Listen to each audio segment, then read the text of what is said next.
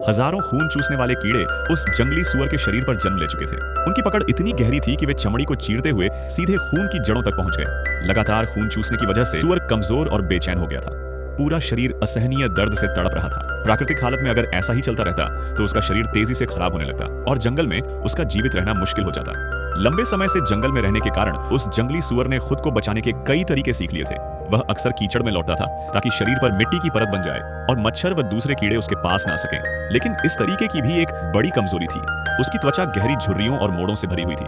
गर्दन, कान और गले के हिस्से ऐसे स्थान थे जहां कीचड़ ठीक से नहीं पहुंच पाता था। चालाक कीड़े इन्हीं छिपी जगहों को चुनते और त्वचा के नीचे घुसकर खून चूसने लगते।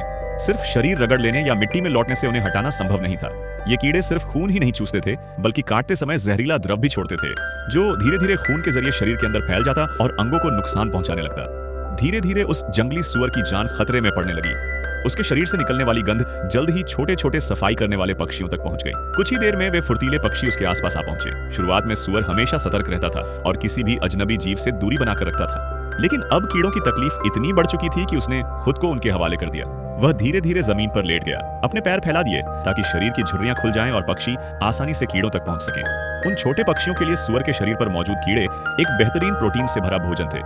उन्हें शिकार के लिए इधर उधर भटकने की जरूरत नहीं थी। वे अपनी लंबी और नुकीली चोंच से त्वचा की गहरी दरारों में छिपे हर कीड़े को ढूंढ निकालते, फिर बहुत सावधानी से उन्हें बाहर खींच लेते। उनकी हर हरकत बेहद नरम और संतुलित थी ताकि सुअर को कोई चोट न पहुंचे।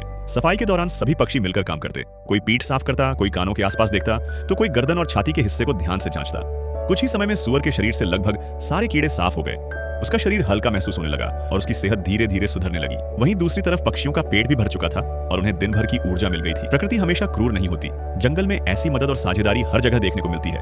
अलग अलग जीव एक दूसरे की जरूरत बन जाते हैं, एक दूसरे की मदद करते हैं और इसी सहारे साथ मिलकर जीवित रहते हैं। यही विशाल जंगल की सबसे भावुक और अद्भुत जीवन की बुद्धिमानी है। ऐसी ही दिलचस्प जंगल और जानवरों की अनोखी कहानियां देखने के लिए हमारे चैनल वाइल्ड कहानी को अभी सब्सक्राइब करें और जंगल की रहस्यमय दुनिया का हिस्सा बन जाएं।